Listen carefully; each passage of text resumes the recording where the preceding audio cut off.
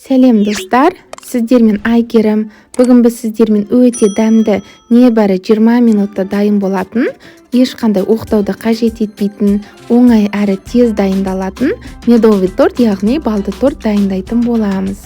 Видеомды соңына дейін қарап, дәл осы рецептпен дайындасаңыздар, торттарыңыздың өте дәмді, нәзік, жұп-жұмсақ болып шығатыны сөзсіз.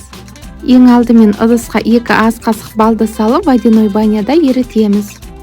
Ерігенше араластырып тұрыңыздар, мендегі натуральный бал. Мінеке балымыз еріді, үстіне 1 ас қасық соданы салып, тағы да араластырамыз. Осындай көпіріп реакция жүреді, сол кезде газымызды баяулатып, үстіне жұмсақ сары майымызды саламыз. Май ерігенше 2-3 минуттай баяу отта ұстаймыз. Осылай араластырып тұрыңыздар. Мінеке май еріді, газды өшіріп суытамыз. Бөлек ыдысқа 4 жұмыртқаны жарып саламыз. Үстіне қантты салып, миксермен немесе венчикпен жақсылап араластырамыз. Мінеке дайын, енді үстіне балды массамызды құямыз. Балды масса ыстық болмауы тиіс, ыстық болса жұмыртқаны пісіріп жібереді. Тағы да жақсылап араластырамыз. Ең соңынан ұнды қосып отырып, қамыр илейміз. Мен осылай ұнды 3-4-ке бөліп саламын, сол кезде ұнның түйіршіктері қалмайды, массамыз біркелкі араласады.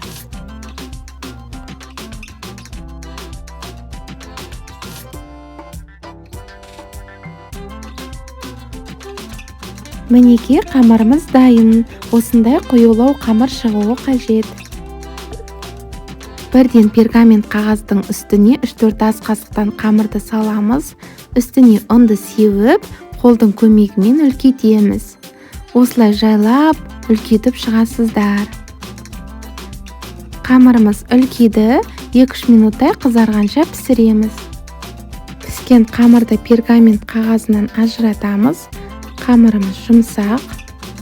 Енді осыны тарелканың көмегімен домалақтап кесеміз.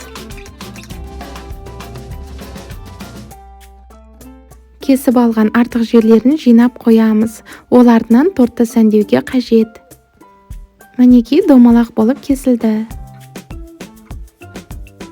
Барлық қамырларды осылай пісіріп шығамыз. Өте оңай әрі тез. Менде 7-8 дана коржик шықты. Коржиктар жақсы көтерілген әрі жұп-жұмсақ. Ал енді кремін дайындаймыз. Креміне 1 банка вареная сгущенка және де 20% сметана қажет. Екеуін жақсылап біркелкі масса болғанға дейін венчикпен араластырамыз. Мінеке креміміз дайын. Тортымызды жинап бастаймыз. Ең астына кішкене крем жағамын, сол кезде қамыр подставкаға жабыспайды. Мен осындай арнайы торт жинайтын подставкаға жинаймын. Егер сіздерде бұндай болмаса, тарелкаға жинай берсеңіздер болады. Кремді жеткізіп, араларына молынан жағып шығамыз.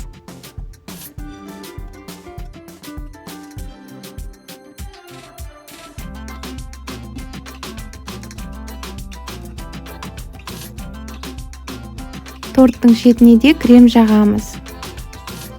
Крем толықтай жағылды. Кесіп алған коржиктарды қолымызбен майдалап үгітеміз.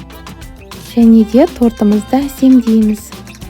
Торттың шет-шетіне, бет жағына, барлық жеріне жеткізіп сеуіп шығамыз.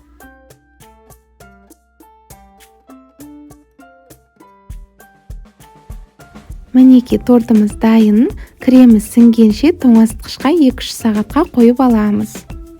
Видеомды соңына дейін қараған болсаңыздар, каналыма тіркеліп пікір қалдыруды ұмытпаңыздар.